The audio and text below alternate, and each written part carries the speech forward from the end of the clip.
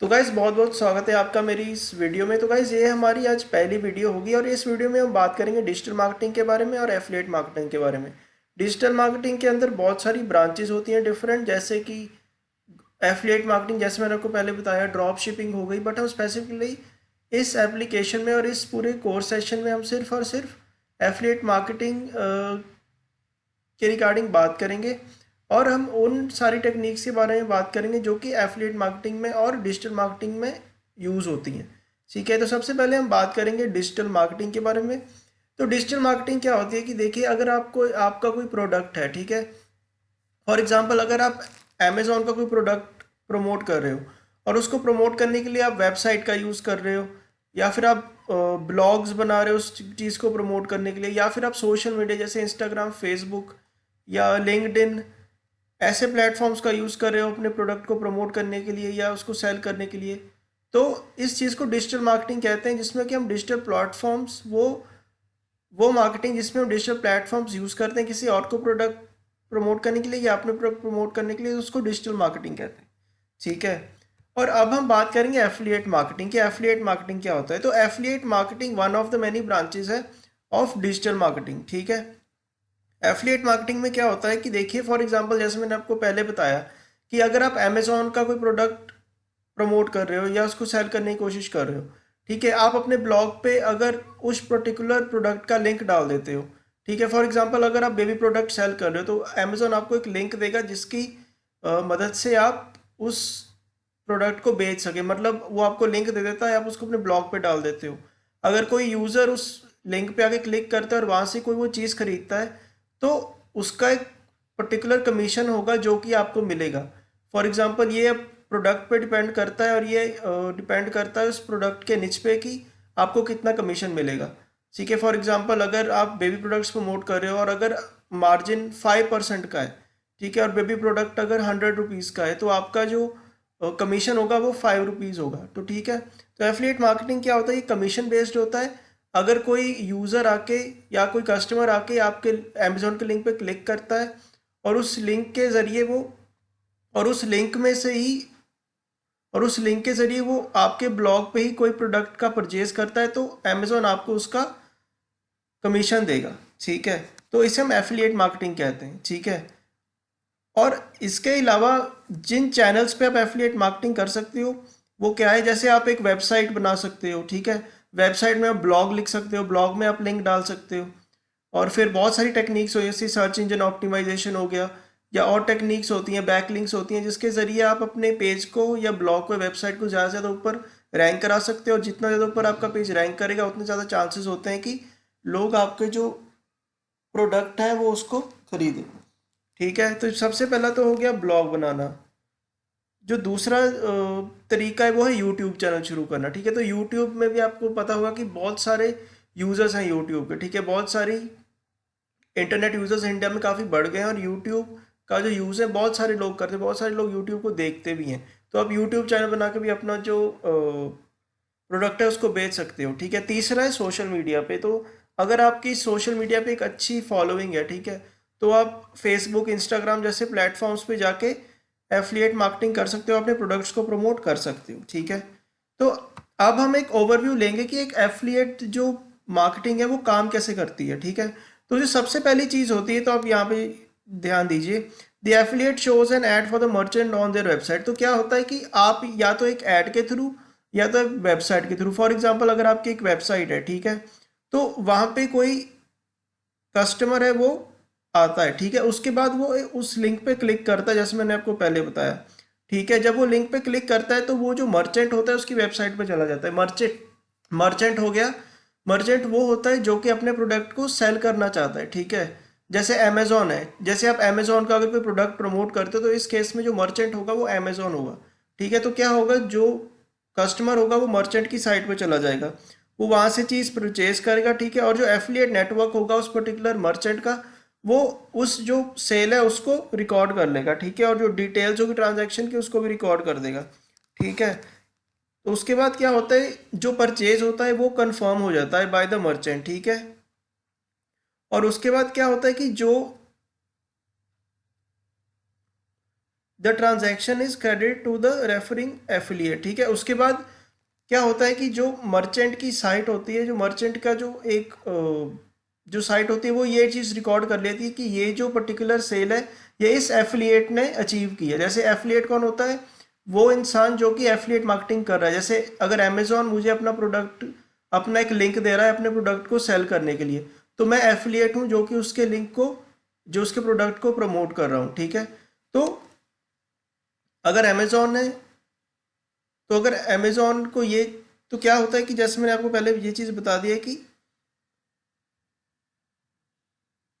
एक बार जब जो मर्चेंट होता है वो ये चीज़ को रिकॉर्ड कर लेता है कि ये जो पर्टिकुलर सेल है ये इस एफिलिएट ने किया, उसके बाद क्या होता है, जो कमीशन होता है वो इस एफिलिएट को पे कर दिया जाता है। ठीक है, तो ये एक पूरा प्रोसेस है एफिलिएट मार्केटिंग का कि ये काम कैसे करती है। ठीक है, तो आप इस चार्ट की हेल्प से एक पूरा एक ओवरव्यू ले सकते हो कि एफिलिएट मार्केटिंग जो पूरा प्रोसेस है वो काम कैसे करता है। ठीक है, ये पूरा बिजनेस काम कैसे करता है। ठीक है, तो यहाँ से मेन चीज़ आपको करनी है कि ट्रांजैक्शन एक बार जब रिकॉर्ड कर लेता है मर्चेंट, उसके बाद वो जो एफिलिएट है वो उसको ये मर्चेंट को ये चीज़ पता लग जाती है कि हाँ ये पर्टिकुलर एफिलिएट ने ये जो सेल है उसने अचीव की, उसके बाद उसको कमीशन पे कर दिया जाता है। ठीक है, और उसके बाद से फिर वही प्रोसेस शुरू हो जाता है जब कोई नया कस्टमर आता है। ठीक है, तो अब हम बात करेंगे एफिलिएट मार्केटिंग और डिजिटल मार्केटिंग की रीच के बारे में कि ये कितना ज़्यादा इंडियन मार्केट में पहुंच चुका है। ठीक है, तो एक रिसर्च के मुताबिक एफिलिएट मार्केटिंग जो इंडिया में है वो 96 मिलियन से राइज होके 2016 में 835 मिलियन हो जाएगी 2025 में, जिसका मतलब आप एक चीज़ का अंदाज़ा लगा सकते हो कि ये बहुत बड़े तरीके से इंडिया में आगे बढ़ेगी इन फ्यूचर। और वो इसीलिए क्योंकि अगर आपको पता हो कि 2016 से इंटरनेट काफ़ी चीप हो गया इंडिया में, जिससे कि इंटरनेट यूजर्स बहुत बढ़ गए इंडिया में, और सोशल मीडिया प्लेटफॉर्म्स को यूज़ करने वाले भी लोग बहुत बढ़ रहे हैं। तो जितने ज़्यादा इंटरनेट पे ज़्यादा यूज़ करने वाले लोग बढ़ेंगे उतना ही ज़्यादा एफिलिएट मार्केटिंग को भी या डिजिटल मार्केटिंग को भी फ़ायदा होगा। ठीक है, और एक और चीज़ जिसको बिलीव किया जाता है कि ये जो मार्केट रीच है ये वो बहुत बड़ा है, वो इसलिए क्योंकि जो स्टार्टअप कल्चर है इंडिया में वो भी बहुत ज़्यादा बड़ा है in the last 7 to 8 years। और नेस्कॉम के मुताबिक, जो कि national association of software and service companies है, उसने ये एस्टिमेट किया है कि 2019 तक, ठीक है, इंडिया दुनिया का थर्ड लार्जेस्ट स्टार्टअप हब बन जाएगा।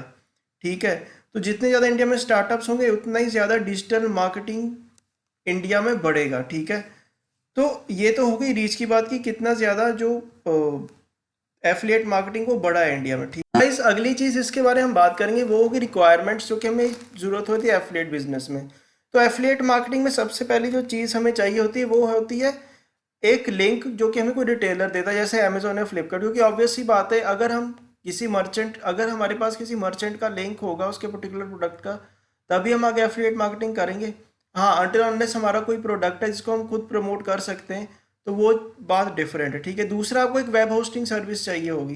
वेब होस्टिंग सर्विस क्या होगी वो मैं आपको आगे आने वाली वीडियो में बताऊंगा, बट मैं आपको एक आउटलाइन दे देता हूँ कि वेब होस्टिंग सर्विस वो होती है जहाँ जो कि आपको वेबसाइट बनाने के पूरे टूल्स देती है। और वेब होस्टिंग सर्विस अगर आपके पास है, जैसे आपके पास होस्टिंगर है, तो वहाँ पे आप अपने ब्लॉग लिख सकते हो और उनको ऑनलाइन आप डाल सकते हो इंटरनेट पे। ठीक है, ठीक है, और आपको यहाँ पे देखना होगा कि देखिए आपको वेबसाइट बनाने का प्लेटफॉर्म देता है एक वेब होस्टिंग सर्विस, आपको डोमेन नेम देता है। डोमेन नेम क्या होता है कि आपकी वेबसाइट का एक एड्रेस होता है जिसको हम बोलते हैं कि डोमेन नेम है ये। ठीक है, फॉर एग्जांपल यहाँ पे अगर मैं जाऊँ इंटरनेट पे तो मैं आपको कुछ भी टाइप,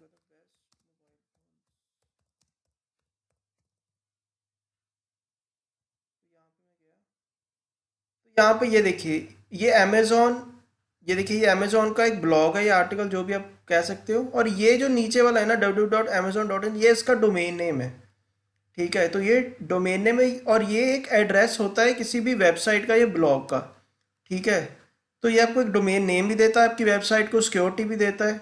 ठीक है, वेब होस्टिंग सर्विस, अगर आपको सिक्योरिटी अगर आपको अच्छी चाहिए तो आपको एक SSL सर्टिफिकेट परचेज करना पड़ेगा। और SSL सर्टिफिकेट पे क्या होता है कि आपको एक HTTPS प्रोटोकॉल मिल जाता है। ठीक है, जैसे ये देखिए ये HTTPS प्रोटोकॉल मिल जाता है, इसका मतलब ये होता है कि आपकी जो वेबसाइट है वो पूरी तरह से प्रोटेक्टेड है और बहुत कम चांसेस है कि इसको हैक किया जा सके या इस पर कोई फिशिंग की जा सकती है। ये लॉक का साइन ये है कि इसका मतलब ये है कि आपका जो ब्लॉग है वो पूरी तरह से सेफ है, ठीक है। और एक और चीज़ जिसकी आपको ज़रूरत पड़ सकती है वो है स्ट्रॉन्ग सोशल मीडिया प्रेजेंस, क्योंकि अगर आपके पास एक स्ट्रॉन्ग सोशल मीडिया प्रेजेंस है तो ही आपके चांस बढ़ सकते हैं आपके प्रोडक्ट को और ज़्यादा आगे सेल करने में आपको हेल्प मिल सकती है, ठीक है। तो एक स्ट्रॉन्ग सोशल मीडिया प्रेजेंस अगर आपके पास है तो आपका काफ़ी एडवांटेज है, क्योंकि अगर आपके पास ऑडियंस ज़्यादा है तो आपके पास ये चांस है कि आपका एक चांस हो सकता है कि आपके जो प्रोडक्ट्स हैं वो आगे ज़्यादा से ज़्यादा और सेल हो, ठीक है, जिसका कि आपको और ज़्यादा फ़ायदा हो कि आपको जितने आपके प्रोडक्ट सेल होंगे उतने ज़्यादा आपको कमीशन मिलेगा, ठीक है। तो एक जो एफिलिएट मार्केटिंग जो है, यहाँ पे इसके एफिलिएट मार्केटिंग के स्पेलिंग गलत है, इसको ठीक कर तो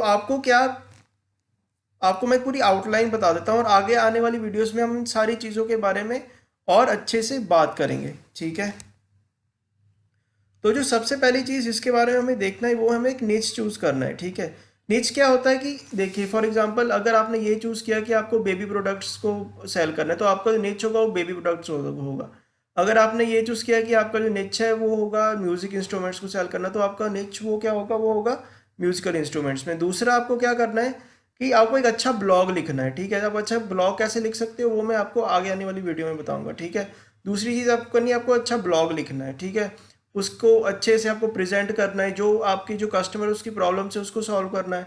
और अगर आप अपने कस्टमर की प्रॉब्लम को सॉल्व करोगे और आप उनकी जो प्रॉब्लम है उसके बारे में आप उनको पूरा एक सोल्यूशन दोगे तो ही वो जाके फिर आगे जाके आपके प्रोडक्ट्स को खरीदेंगे, ठीक है, आपके लिंक को क्लिक करके। तीसरा है आप सर्च इंजन ऑप्टिमाइजेशन का यूज़ करो और कीवर्ड फाइंडिंग पे ध्यान दो, ठीक है। इस पे भी हम आगे बात करेंगे। और आपको एक अच्छी वेब होस्टिंग सर्विस चाहिए। अच्छी वेब होस्टिंग सर्विस का मतलब कि वो चीप भी हो और आपकी जो सर्विसेज हैं वो भी आपको पूरी प्रोवाइड करे, ठीक है। आप एक ऐसी वेब होस्टिंग सर्विस चूज़ कर सकते हो, वो भी आगे आपको पता लगेगा। और आपको बिजनेस के प्रमोशन के बारे में भी पता होना चाहिए। प्रमोशन ऑफ बिजनेस के बारे में मतलब आप देखिए बहुत सारे प्लेटफॉर्म्स होते हैं जिसकी मदद से आप अपने बिजनेस को प्रमोट कर सकते हो, ठीक है। सबसे पहली चीज़ होती है ऑर्गेनिक, दूसरा इनऑर्गेनिक। ऑर्गेनिक होता है जैसे आप सर्च इंजन ऑप्टिमाइजेशन को यूज़ करके, कीवर्ड को यूज़ करके आप अपने जो बिजनेस है उस पर ट्रैफिक लेके आते हो। बट एक होता है इनऑर्गेनिक जिसमें कि आप पैसे देके और ज़्यादा ट्रैफिक आप अपनी वेबसाइट पे लेके आते हो। उसके लिए आप गूगल एड्स यूज़ कर सकते हो, फेसबुक एड्स, लिंक्डइन एड्स। इन सारी चीज़ों के बारे में भी हम आगे पूरी डिटेल में बात करें, ठीक है। तो ये तो मैंने आपको डिटेल बता दी कि आपको एक एफिलिएट मार्केटिंग करने के लिए आपको कौन सी चीज़ों की ज़रूरत है, ठीक है। उसके बाद आपको मैं बताता हूँ कि क्या क्या आपको कॉस्ट आ सकते हैं एफिलिएट मार्केटिंग शुरू करने में। सबसे पहले तो आपको एक वेब होस्टिंग खरीदनी पड़ेगी। So depending upon web hosting, क्या आप एक साल की होस्टिंग लेते हो, एक महीने की, तो आपका कॉस्ट उस पर डिपेंड करता है, ठीक है। मैंने जैसे होस्टिंगर की ली थी तो मुझे साल का अराउंड अबाउट 3600 लगा था, ठीक है। तो सबसे पहले होगी वेब होस्टिंग, ठीक है। दूसरा है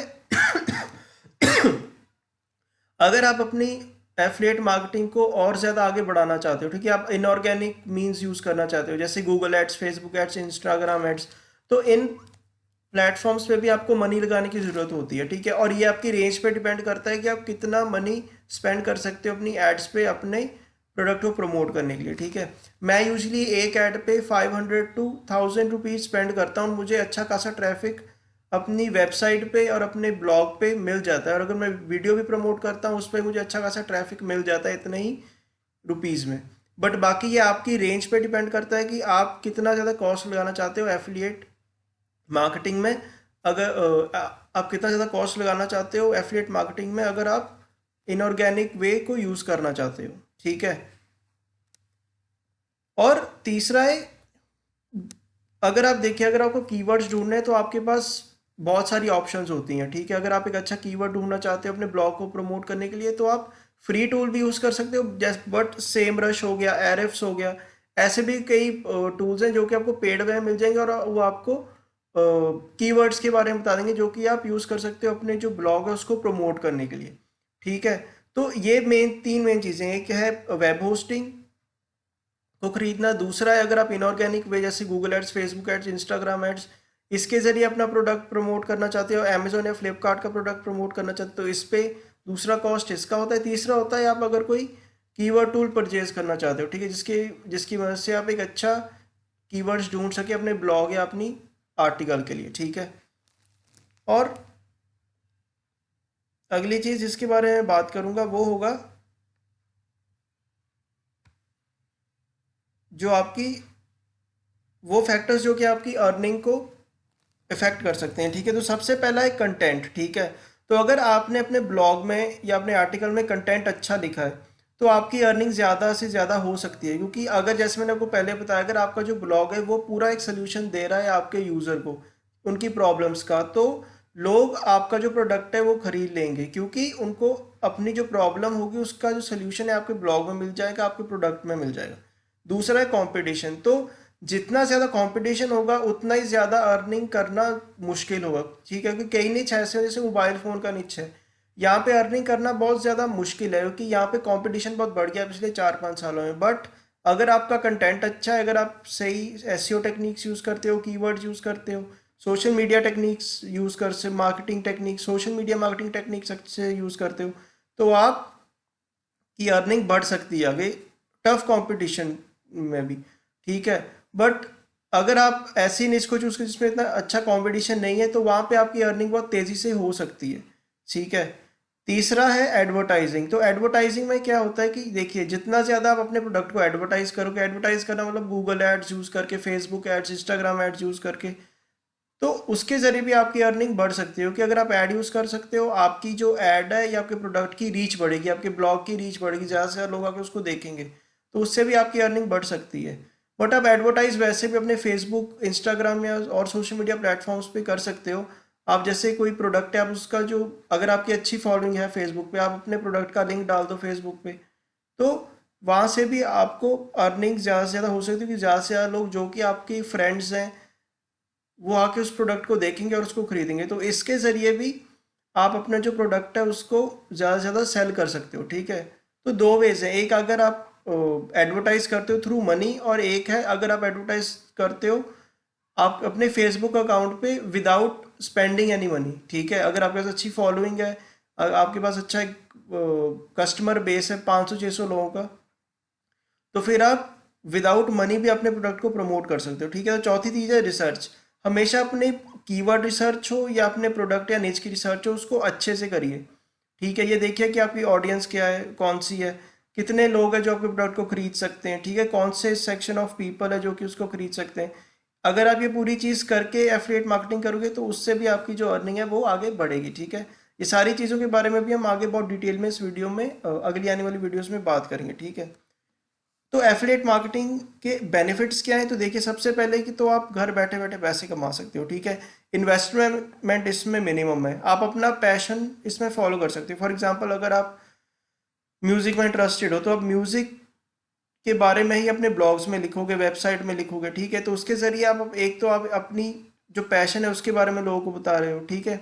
दूसरा, आप क्या कर सकते हो, आप अपना जो प्रोडक्ट है उसको भी सेल कर सकते हो, ठीक है। तो आप अपना पैशन भी फॉलो कर रहे हो, ठीक है, म्यूजिकल इंस्ट्रूमेंट्स के बारे में लोगों को बता के, और आप अपना जो प्रोडक्ट है उसको भी सेल कर सकते हो। और ऐसा नहीं कि सिर्फ आप प्रोडक्ट्स के बारे में, आप सिर्फ एफिलिएट मार्केटिंग में प्रोडक्ट सेल करोगे। आप ऐसा भी कर सकते हो कि आप अपने साथ साथ अपने प्रोडक्ट सेल करो और आप साथ साथ में अपने कोर्सेज भी सेल कर सकते हो, ठीक है। अगर आपके ब्लॉग पे एक अच्छी ट्रैफिक आ रही है तो आप दो चीज़ें साइमल्टेनियसली कर सकते हो, ठीक है।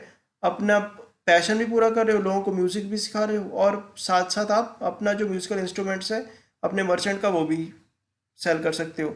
और इसमें रिटर्न ऑफ इन्वेस्टमेंट बहुत ज़्यादा है, इन्वेस्टमेंट मिनिमम है बट जो रिटर्न ऑफ इन्वेस्टमेंट है वो बहुत हाई है, ठीक है। और मतलब जो पैसा आप लगाते हो वो कम है, बट जो पैसा आपको वापस आ रहा है वो बहुत हाई है। तो गाइस, ये हो गया डिजिटल मार्केटिंग और एफिलिएट मार्केटिंग का एक आउटलाइन। होपफुली आपको ये वीडियो पसंद आई होगी। Thank you very much.